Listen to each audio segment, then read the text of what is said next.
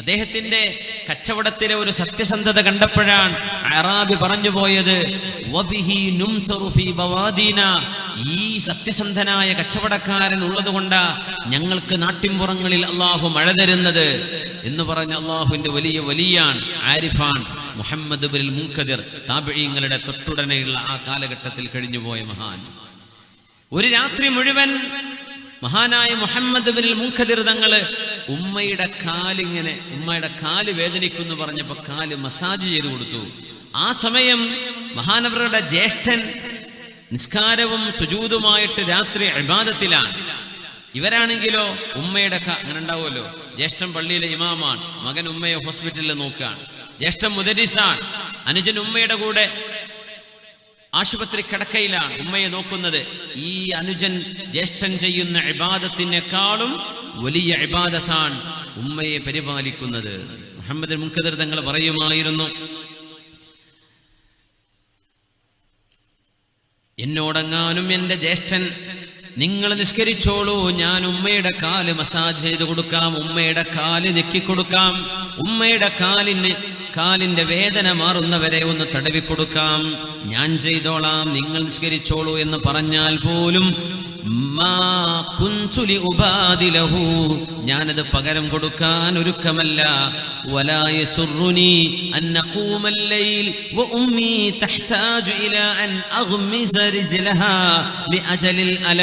ഉമ്മയുടെ കാലിന് വേദനയുള്ളതിന്റെ പേരിൽ ഉമ്മയുടെ കാല് തടവി കൊടുക്കുന്നതിനേക്കാളും പുണ്യമുള്ളതല്ല ആ രാത്രി നേരത്തെ നിസ്കാരമെന്ന് ഹദീസ് പണ്ഡിതനായ മുഹമ്മദ് ബിൻ മുൻകദിർ തങ്ങള്.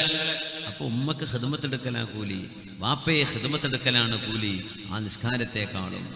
സൈനുൽ ആബിദീൻ സയ്യിദാൻ സാദാത്തു താബിഈൻ, താബിഈങ്ങളിലെ മഹാന്മാരിൽപ്പെട്ട മഹാനായ സൈനുൽ ആബിദീൻ തങ്ങള് ഉമ്മയോട് ഒരുപാട് ബഹുമാനമുള്ള ഒരു മഹാനായിരുന്നു. ഉമ്മയെ വല്ലാത്ത സ്നേഹമാണ്.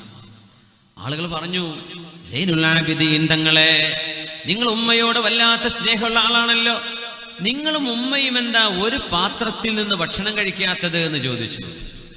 ഈ ഒരു പാത്രത്തിൽ നിന്ന് ഭക്ഷണം കഴിക്കുക എന്ന് പറഞ്ഞൊരു സുന്നത്തുണ്ടല്ലോ, നമ്മളെല്ലാവരും ഒരുമിച്ചിരുന്ന് ഭക്ഷണം കഴിക്കുക. അത് ഈ അടുത്ത കാലത്ത് നമ്മുടെ ഇടയിൽ നബി തങ്ങളുടെ ആ സുന്നത്ത് ഹയാത്താക്കിയ മഹാനായ അത്തിപ്പറ്റ ഉസ്താദാണ് ഞാൻ കണ്ടെടുത്തോളം. 4 ആൾ കൂടിയിരുന്നാലും ഒരു പ്ലേറ്റിൽ നിന്ന് ഭക്ഷണം കഴിക്കുക എന്നാ ഉസ്താദ് പറയാം. 10 ആളാണെങ്കിലും ഒരു വലിയ പാത്രം കൊണ്ടുവരില്ല, എല്ലാവർക്കും ചുറ്റൂരിക്കാം. എൻ്റെ കണ്ണുകൊണ്ട് എനിക്ക് കാണാൻ പറ്റിയിട്ടുണ്ട്. അല്ലൈനിൽ ഉസ്താദ് ജോലി ചെയ്തിരുന്ന ഔഖാഫിൻ്റെ ഇമാമായിരുന്നല്ലോ, വലിയ അത്ഭുതമാണ്. ശമ്പളം കിട്ടിയ വിസിറ്റ് വന്ന ഉസ്താദുമാർക്ക് കൊടുക്കല പരിപാടി. വിസിറ്റ് വന്ന ഉസ്താദ് പെരൻ്റെ ഒരു നില കഴിഞ്ഞ് 2ാം നില ഉണ്ടാക്കാനാണ് വന്നിട്ടുണ്ടാവുക.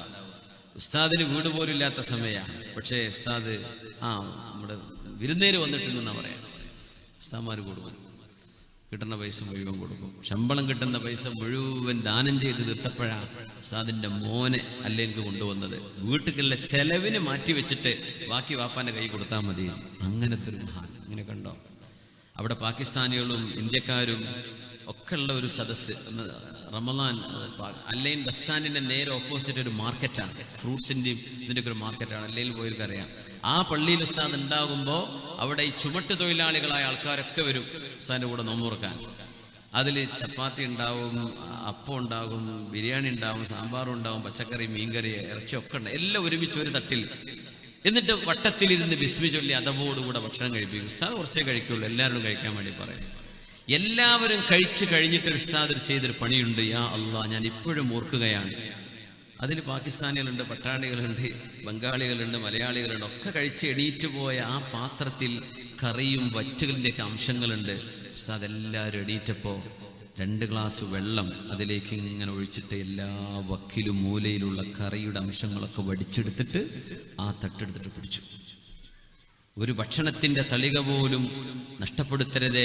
ലാ തദ്രി ഫി അയ്യിഹൽ ബറക, ഏതിലാണ് ബറക്കത്ത് എന്ന് അറിയില്ലല്ലോ എന്ന് പറഞ്ഞിട്ട് അദബ് പഠിപ്പിച്ച മഹാനാണ്. അള്ളാഹു മഹാന്റെ ഖബറും സ്വർഗ്ഗത്തോപ്പാക്കി കൊടുക്കട്ടെ. ആ ഒരു സുന്നത്തെ ഉസ്താദ് എപ്പോഴും ഒരുമിച്ചിരിക്കാനേ പറയുള്ളൂ. ഉസ്താദെങ്ങാനും ഈ സദസ്സിലേക്ക് വരികയായിരുന്നെങ്കിൽ ഒരുപക്ഷെ ഇവിടുത്തെ ചെയറൊക്കെ മാറ്റിവെച്ച് പായ വിരിക്കാൻ വേണ്ടി പറയും. പായ വിരിച്ചിട്ട് താഴെ ഇരിക്കുള്ളൂ. അങ്ങനത്തെ ഒരു തസൗഫിന്റെ ആലിമീങ്ങളുടെ ലക്ഷണങ്ങൾ, എന്തൊക്കെ ഒരു ആലിമിന്റെ ലക്ഷണങ്ങളിൽ മഹാന്മാർ എഴുതി വെച്ചിട്ടുണ്ടോ അതൊക്കെ കാണപ്പെടുന്ന ഒരു വലിയ അത്ഭുതമായിരുന്നു. മഹാനവറുകൾ ഒരുമിച്ചിരുന്ന ഭക്ഷണം നമ്മുടെ വീട്ടിൽ പോലും ഉണ്ടോ അങ്ങനെ? ഓരോരുത്തർ ഓരോ പ്ലേറ്റിലല്ലേ?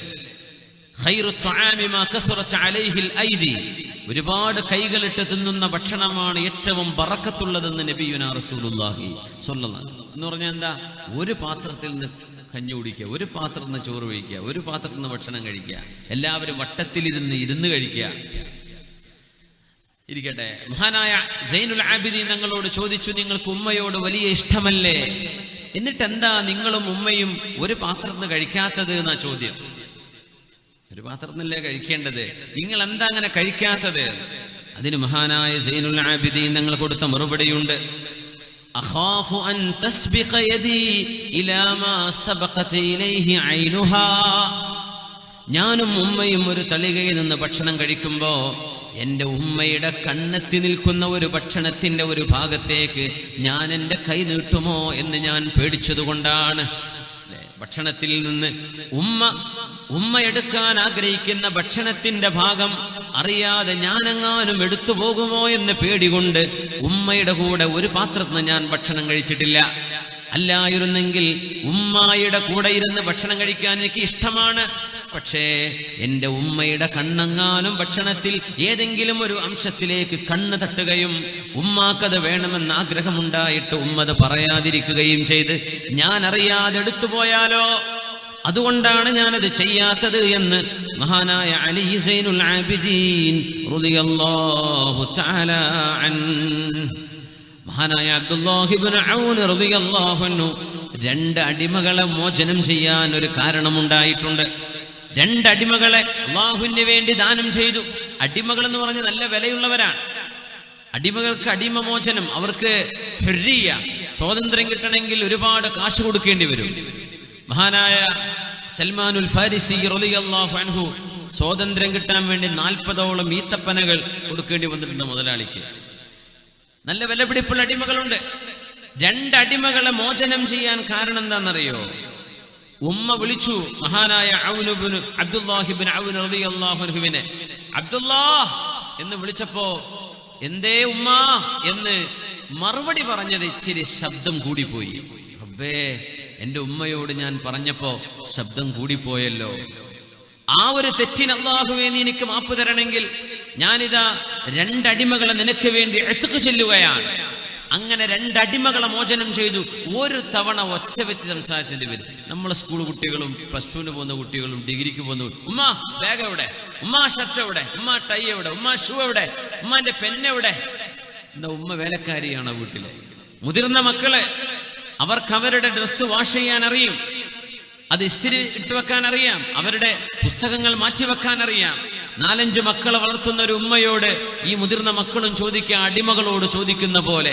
അന്ത്യനാളിന്റെ അടയാളങ്ങളായി നബി തങ്ങൾ പറഞ്ഞത് അൻതലിദൽ അമതു റബ്ബതഹ, ഒരു അടിമ സ്ത്രീ തന്റെ ഉടമസ്ഥയെ പ്രസവിക്കലാണ്. 27ഓളം 30ഓളം മഅനകൾ മഹാന്മാർ അതിന് കൊടുത്ത കൂട്ടത്തിൽ അടിമകളോട് പെരുമാറുന്ന പോലെ നമ്മുടെ മക്കൾ, പ്രത്യേകിച്ച് പെൺമക്കൾ, ഉമ്മമാരോട് അടിമകളോട് പറയുന്ന പോലെ പറയുന്ന കാലം അന്ത്യനാളിന്റെ അടയാളമെന്ന് മുഹമ്മദ് റസൂലുള്ളാഹി സ്വല്ലല്ലാഹു അലൈഹി വസല്ലം. നമ്മൾ പേടിക്കണം. അത് ഉമ്മമാർ നിങ്ങളുടെ വേലക്കാരികളല്ല, ഉമ്മമാർ നിങ്ങളുടെ അടിമകളല്ല എന്ന് മനസ്സിലാക്കണം. ഉമ്മയോട് ഉമ്മ എന്ന് നല്ല നിലക്ക് മറുപടി കൊടുത്ത ആ ഒരു വാക്ക് ശബ്ദമേറിപ്പോയോ എന്ന് പേടിച്ചതിന്റെ പേരിൽ 2 അടിമകളെ മോചനം ചെയ്ത അബ്ദുല്ലാഹി ഇബ്നു ഔൻ റളിയല്ലാഹു തആല അൻഹു ഈ കൂട്ടത്തിൽ നമ്മുടെ മുമ്പിലുണ്ട്. ആലിമീങ്ങൾ അവരവരുടെ മാതാപിതാക്കൾക്ക് ദുആ ചെയ്യുമായിരുന്നു. പേരെടുത്ത് പറഞ്ഞിട്ട് ഗുരുനാഥന്മാർക്ക്, ഉസ്താദുമാർക്ക് ദുആ ചെയ്യും. ഹനഫി മദ്ഹബിന്റെ ഇമാമിങ്ങളിൽ അബൂ ഹനീഫ തങ്ങളുടെ സ്വാഹിബ് എന്നറിയപ്പെടുന്ന അബൂ യൂസുഫ് റഹ്മത്തുള്ളാഹിൽ ഫഖീഹ് മഹാനവറുകൾ അബൂ ഹനീഫ തങ്ങളുടെ ശിഷ്യനാണ്. ഹനഫി മദ്ഹബ് ക്രോഡീകരിച്ച മഹാനാണ്. മഹാനവറുകൾ ദുആ ചെയ്യുമ്പോൾ പറയുമത്രേ, അല്ലാഹുമ്മ ഗ്ഫിർ ലി അബവയ്യ വലി അബീ ഹനീഫ, അല്ലാഹുവേ എൻ്റെ ഉമ്മാക്കും ഉപ്പാക്കും പുറത്തു കൊടുക്കണമേ, എൻ്റെ ഗുരുനാഥനായ അബൂ ഹനീഫ തങ്ങൾക്ക് പുറത്തു കൊടുക്കണമേ. യാ അല്ലാഹ്, എന്തൊരു ബഹുമാനം, എന്തൊരു ആദരവ്. അമ്പിയാക്കന്മാരിൽ മക്കളെ കൊണ്ട് സൗഭാഗ്യം കിട്ടിയ ഒരു ഉപ്പയാണ് നബിയുല്ലാഹി ഇബ്രാഹിം അലൈഹിസ്സലാം. ഭാഗ്യവാനായ ഉപ്പയാണ്, ഭാഗ്യവാനായ ഉപ്പയാണ്. ബിസ്മില്ലാഹിർ റഹ്മാനിർ റഹീം. وإذ يرفع إبراهيم القواعد من البيت وإسماعيل ربنا تقبل منا إنك أنت السميع العليم. മകനെയും കൂട്ടി അല്ലാഹുവിന്റെ കഅബാലയം പടുത്തുയർത്താൻ ഭാഗ്യമുണ്ടായ ഒരു പ്രവാചകൻ മോൻ ഇറക്കണമെന്ന് പറഞ്ഞപ്പോ, ഉപ്പാ നിങ്ങളോട് അല്ലാഹ് എന്ത് പറഞ്ഞു അത് ചെയ്തോളൂ ഉപ്പാ എന്ന് പറഞ്ഞൊരു മോൻ അല്ലേ. മോനെ, ഇന്നി അറാ ഫിൽ മനാമി അന്നി അദ്ബഹുക ഫൻദുർ മാദാ തറാ. മോന്റെ അഭിപ്രായം എന്താ? മോൻ അറുക്കുന്നതായിട്ട് ഞാൻ കാണുന്നു. നമ്മുടെ കുട്ടികളോടൊക്കെ പറഞ്ഞു നോക്കണ്ടേ, മോൻ അറുക്കണതായിട്ട്, മോനെ 4 അടി അടിക്കണതായിട്ട് ഞാൻ കാണുന്നു സ്വപ്നത്തിൽ എന്ന് പറഞ്ഞാൽ തന്നെ വീട്ടിൽ നിന്ന് ഇറങ്ങിപ്പോകില്ലേ? ഉസ്താദ്മാരെന്ന് അടിയിട്ടെന്ന് വിചാരിച്ച് ഇറങ്ങി ഓടുന്ന എത്ര മുത്തല്ലിമീങ്ങളുണ്ട്. ആ വഴിക്കന്നെ പിന്നെ വരും. ഞാൻ പഠിക്കണമെന്നല്ല, ഇങ്ങനെ സർഫനാകുന്നത് ഇങ്ങനെ പഠിച്ചാൽ ശരിയാവില്ല എന്ന് പറഞ്ഞ് ഉസ്താദിന്റെ അടി കിട്ടുമോ? ഇത് അടിയല്ല, ബലിയർപ്പണം ചെയ്യുന്നു എന്നാ കാണുന്നത്. ഇസ്മായിൽ നബി എന്ന കൊച്ചുകുട്ടിയാണത്, 12 വയസ്സിന് താഴെ. യാ അബതി ഫഅൽ മാ തുഅമർ സതജിദുനി ഇൻഷാ അല്ലാഹു മിനസ് സാബിരീൻ.